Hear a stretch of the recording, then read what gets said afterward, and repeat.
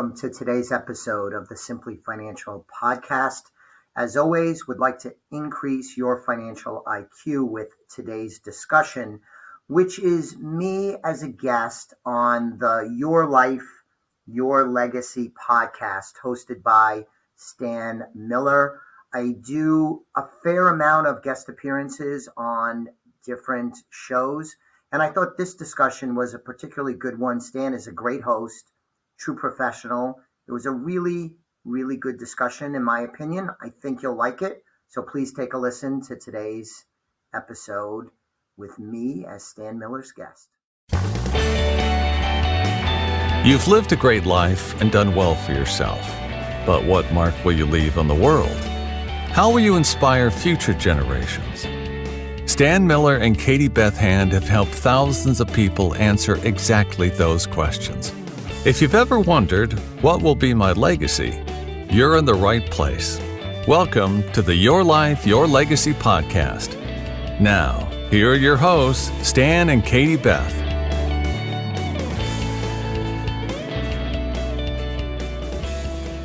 Welcome back, everyone. You are listening to the Your Life, Your Legacy podcast with your hosts, Stan Miller and Katie Beth Hand. Today, joining us, our guest is Chris Callander. Chris, welcome. We are so glad to have you on the show. Yes, thank you so much. I know this has been on my calendar a while, and I've been looking forward to it. So I'm glad we're here today. Perfect. Well, before we jump in, why don't you tell our listeners just a little bit about what it is that you do and what got you started in this industry? So I am a certified financial planner. I am the founder of Elliott Wealth Management Services. We have offices in Connecticut and also Florida. And Katie Beth, this is the only career I have ever known. I started right out of college some 30 years ago, going on 31 years, which that's crazy. And the practice at Elliott Wealth Management is pretty typical for the advisor community. It's a hybrid practice. We do both investment advisory type work, some transactional work, although that's a minority of what we do for clients. We hold ourselves out as fiduciaries, and we try and work with our small roster of clients to build deep personal relationships where we help our clients achieve their goals and objectives and sort of win with money. And that's our goal. And we've been successful. The career has been very good to me, and I really enjoy helping people. Fantastic. You can see from what you just said now, and then also all the information on your website, that one of the ways you're really able to help clients is by getting to know them well. So talk to us just a little bit about that process, how you get to know your clients well, some of the questions that you ask them, and walk us through what that looks like. Yeah, it's a great question. One of the first things I would say is, as a small practice compared to some of the big firms that are out there, great firms, but big firms, is our clients are not a number. If a client calls in or emails, my team and I are typically going to know who they are right off the jump. We don't necessarily need to go into our database. We're not going to memorize dates of birth, but generally we know who they are, how we've worked with them. We take incredibly good notes so that we could follow up on things that are discussed. And what we want to do through our regular meetings with clients, Katie Beth, is to cover numerous, I'll call them discussion topics. So it's not just in our practice about the investment return, although that, of course, is important. But we're going to discuss other items, including goals and objectives, estate planning, the naming of beneficiaries as a prime example of that. We're going to go through a lot of areas of discussion with clients so that we can help them plan. The more that we can communicate, we share with them how we work with people and what our philosophies are, and the more they share with us, I think that sets the relationship up for success and leads to a greater likelihood that we don't miss any opportunities and we don't make any missteps. So hopefully that's a good summary of how we work with clients. That is a great summary. Stan, I know you have a ton of questions. Why don't you jump in with a question for Chris? Yeah, I have more than one, actually. So I noticed just in reading about you and just in the conversations that we've had, you do take this whole business of connecting personally with clients really seriously, perhaps more seriously than a lot of planners I've talked to. I'm curious, do you have any subtle tips or tricks of things that you do to open the door to the client relationship to get clients to really open up to you and really share their deepest hopes and fears with you? Yeah, that's a wonderful question. I think there's a few things I'll say about that. Number one is I need to be genuine with who I'm speaking with. And so I need to be open also. And that's not to say, Stan, that I say, oh, this is how much I have in my retirement account or this is how much I make. But I want to be open and genuine myself. I think that lends itself to an honest, open dialogue. So I think that's one thing. And second, I would say my training, being in the business for 30 years, being a CFP, the art of running a meeting, asking questions, open-ended questions to get people to talk, feel comfortable, open up is really important. And I would say, I think the third point I'll make is what I talked to Katie Beth about is if we're working with a client, if you're a client of ours, and let's say we agree that we're going to meet 2 or 3 times a year, let's say, is that we want to go back to those topics with some regularity. A good example is, when would you like to retire? Somebody says, pick a day. But if you ask them the next year, they might have a different view of that. Their health might have changed. Their family situation might have changed. They may have inherited money, whatever the case is. So I think that also helps a lot, revisiting these issues, because for all of us, these things are fluid and do change. So regularly discussing important topics as they evolve and life unfolds, I think also lend itself to the open dialogue. I heard you mention estate planning. Of course, I'm an estate planner, and I've been an estate planner for several decades now. I'm wondering how you describe for me the relationship that you have with estate planning attorneys. How does that work? How do you bring up the subject with clients? Do you make referrals?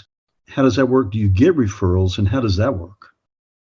Yes, I would love more referrals from estate planning attorneys. And for the financial advisors who listen to your excellent podcast, I'm sure they feel the same way. So I do have some good relationships with some attorneys, not just estate planning attorneys, but others as well, that have been kind enough to make introductions along the way.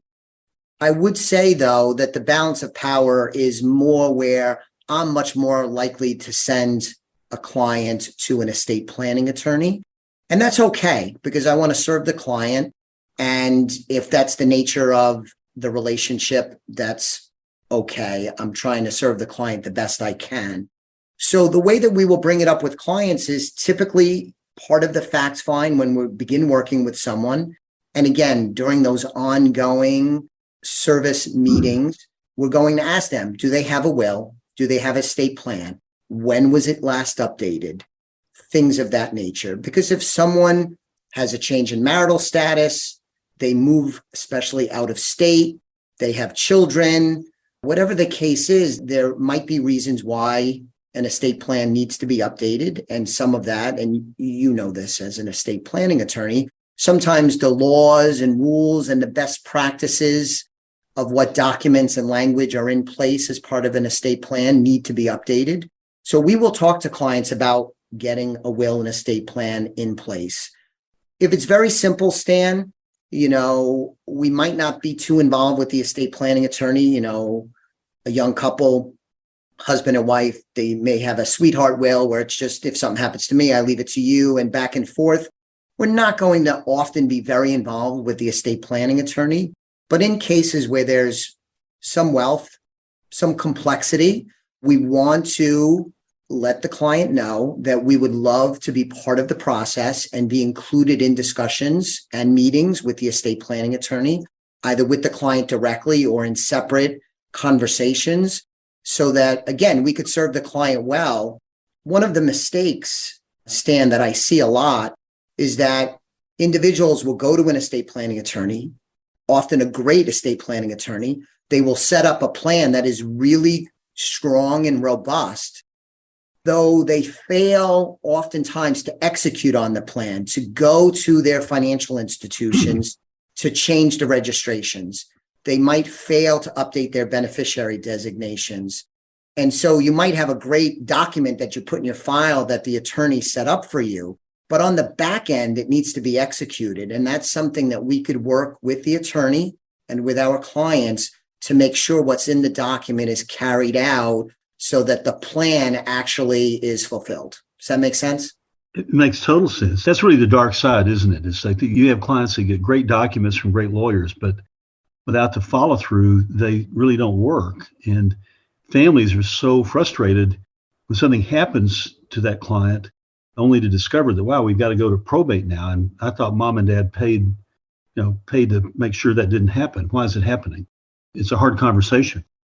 It is. And beneficiary designations is another prime example of that, where they might have an old 401k or an old life insurance account, and they don't name the beneficiary. And in some instances, that the way that non-beneficiary designated account gets processed might be at odds with the estate plan, and in some instances may create taxes needlessly.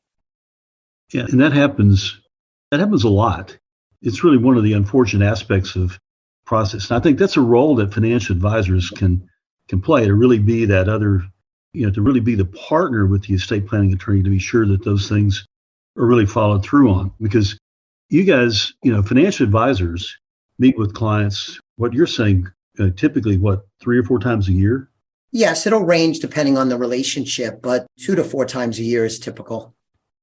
Yeah, see, for an estate planning attorney, if we have the opportunity to meet with the client once a year, we feel really fortunate. Mm-hmm. So you guys see the client more than we do, and so you oftentimes are able to pick up on things that are happening, things that are evolving in the family. And so you're really, for the estate planning attorney, if we have the right kind of relationship with the advisor, you're really like our periscope. Yes, I feel the same way, and that is one of the many roles we serve with clients. And it's not that clients are dumb, far from it, but they may not realize when something happens what the corresponding impact of that is across all of the different planning elements. And doing those conversations, like you said, the regular check-ins, we're in a position to let them know, hey, have you thought about how this affect that? Why don't we reach out to Stan and see if this requires an update or a change to the estate plan? That kind of maintenance is very helpful. And I agree with you. It's a vital role financial advisors play. And it's one of the reasons why clients may sometimes want to do investing themselves. But oftentimes, I believe that they miss out on some of these important comprehensive or holistic parts of the business relationship that a good financial advisor, a good financial planner can deliver relationally. Yeah, I also think there's data that shows that if they have a good relationship with a financial advisor, their financial returns over time tend to be 200 or 300 basis points higher on an annualized basis. Yes, I've seen that too, including one, I don't know if it was a white paper or a research paper from Vanguard of all places. Yeah. And I do think that there's something to it. It's not to say that you can't do it on your own. I'm not suggesting that. But if you work with a good planner, a good firm, there's a good chance that you will get out of the relationship more than it cost you to be involved in the relationship. And at first glance, stuff might seem very inexpensive, even free, if you will. And I say that in quotation marks. I don't want to get in trouble with regulators. I think you know what I mean. That you might be missing out on some stuff that would really justify the cost of the relationship. Some of the things we're talking about are great examples of that. Yeah. So when you have a client, I'm saying a client that has a bit more wealth than that young couple you were referring to, is it common for you to attend the estate planning meeting with the attorney? I would say that's less common. I think, Stan, more likely would be a separate conversation that my office would have with the attorney's office, separate from the client. That's probably more common. So the client meets with the attorney. Here's the outline of the plan. The attorney reaches out to us or vice versa. We lay out what we've done, the beneficiary designations, the accounts that we're managing, what we know about the client, and we just sort of collaborate. I describe it, Stan, as the right hand and the left hand are coordinating on behalf of the client. That's more likely than sitting in on the actual meeting, although that does happen with some regularity. It's just not the majority of the time. Yeah, I actually really prefer that. And I think from the financial advisor's perspective, there are things that come up in the conversation the estate planning attorney initiates with the clients that wouldn't come up with the advisor. And I think one of the outcomes that I've seen happen is that when those things come out of the conversation, the client begins to see the financial advisor much more so as a family confidant, a trusted advisor, rather than somebody who, just happens to be the guy who's selling financial services or financial products. Doesn't sound like that's the relationship you have with clients anyway, but I will say that with the financial advisors that we work with, I always encourage them to be present, to be physically present in the room when we have the meeting. I think good things happen whenever that happens. Sometimes they're able to raise points in the meeting that I might, that prompt questions I might not have asked. Yeah. No, I could see the value in that. And you bring up a great point. So you practice in Connecticut and also in Florida. You spend time in Florida? I do spend time in Florida. I've had the office in Florida since 2014. Part of the team is in Florida. My parents live in Florida. They retired there from Connecticut. So it's a good place to be doing business. The Florida economy is strong and growing, population growth, all of the metrics, they seem to be winning economically as a whole, the state. So it's a wonderful place to do business. And candidly, Stan, what I saw with my practice is you work with clients. Often one of the primary goals is to get retirement ready. And you would see the client get to retirement and then they would leave the state. And the most popular place, the number one destination when people retire and they move out of Connecticut, I think it's the case for most of the Northeast states, the number one destination is Florida. And if they don't move there, they might own property there, they may snowbird there, they may just spend an extensive amount of time there. So having the presence in Florida has been very advantageous to attracting and keeping clients even after they move out of state. Going back to something that you said before, that's also meant that a lot of our business relationships have transitioned from you always meet the client in person to a little bit more of a virtual relationship because we have clients in some 24, 25 states. And that means I just can't physically be everywhere. And most of our clients are comfortable with Zoom meetings, telephone calls, email as part of the service model. And the pandemic, of course, exaggerated people's comfort with that kind of thing. But we've been doing it since 2014. Yeah, I think that's one of the positive outcomes of the pandemic is so many more people are now comfortable with doing that. And boy, there is an efficiency in that, right? I mean, you don't have to get on the plane and fly there, Yes. No, absolutely. And I think, it's a time-saving element. So from a business perspective, there's some advantages in terms of revenue, profit margins, things like that. I think it also means, though, that if someone calls, and I had this scenario last week, small business owner, he's wanted to sell his business for a while. He finally has an offer. And so we've been working back and forth, actually, in collaboration with their CPA. And something happened in negotiation. And he said, well, what do you think? And it was just like, hey, look, let's just hop on Zoom. We didn't need to do lunch. We didn't need to have him come to my office. He's a busy guy, but just able to get on Zoom. So it's face to face. I could see him. He could see me. He shared the documents on Zoom with me. And it allowed for a very quick but extremely effective conversation that if it wasn't for that technology, we probably would have said there's no reason to meet. We would just done it over the phone. But being able to see the documents together, sharing the screen, added so much to the conversation. So it's a great use of technology. And we really try in my practice to leverage technology as best we can. Yeah, I was going to ask you about that. You've been podcasting now for a long time. You've done, what were you telling me, like 350 episodes? Yes, I think we started in 2005 or 2006. My show, Simply Financial, it's a weekly podcast similar to what you and Katie Beth are doing. It's been a great experience. Sometimes it's just me, and I'll talk about one topic or another. Other times I'll have Elliott Wealth team members on with me discussing something. And I'll also have guests on the show, everyday Americans, people that have retired, get their perspective on their financial plans and how things worked out, what they learned when they were young, lessons that they would impart to the younger generation. I'll also have other experts and industry folks on to talk about the economy or tax legislation, things like that.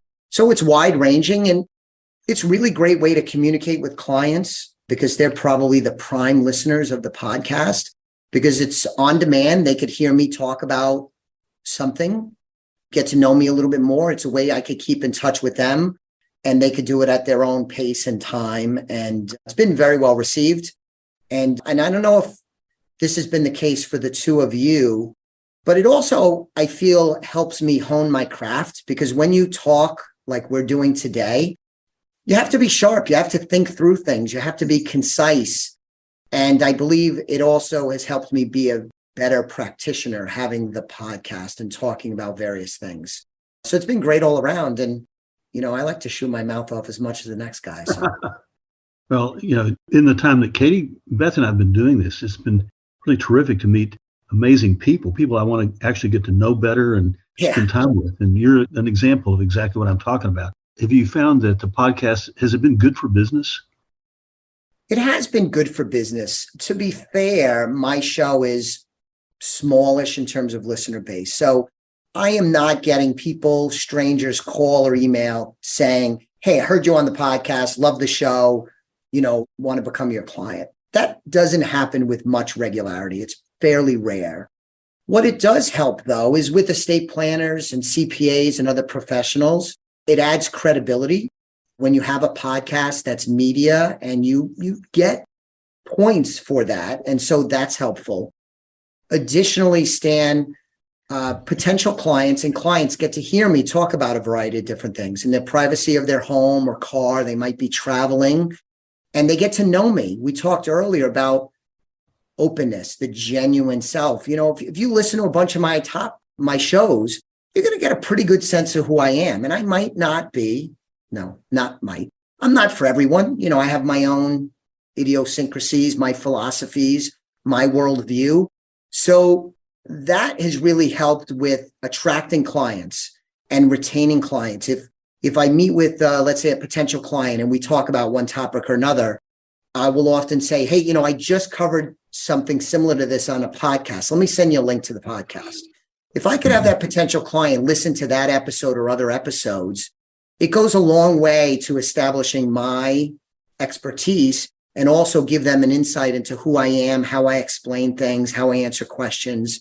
And so that's really the big value is with centers of influence, potential clients and clients becoming more attractive and maintaining client relationships. That makes total sense. Makes total sense to me. Cool. Absolutely. Well, Chris, thank you very much for all of that information. It was great. Is there anything we didn't cover today that you would like our listeners to know about? You guys did a great job. I would welcome anybody listening to check out my podcast, Simply Financial. Our goal is to increase a listener's financial IQ. You could also go to my practice website. It's elliottwealth.com. Elliott has 2 L's and 2 T's. You could find more information about me, my team, how we work with clients. You could also there find all of the podcast episodes that we've done over the last bunch of years. So please check it out. That would be great. You could also sign up right on the site for a complimentary consultation if you want to talk about one thing or another. But I think that's my pitch there, Katie Beth. That was a perfect, very concise pitch. That was great.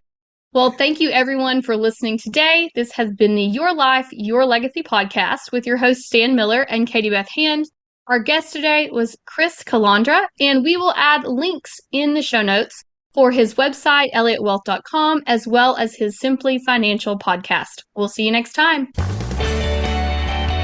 Thanks for listening to the Your Life, Your Legacy podcast with Stan Miller and Katie Beth Hand. If you enjoyed the show, please rate, review, and subscribe on Apple Podcasts, Spotify, or wherever you get your podcasts. To find out more about Stan and Katie Beth, go to pinnaclelegacylaw.com. You can also find links in the show notes.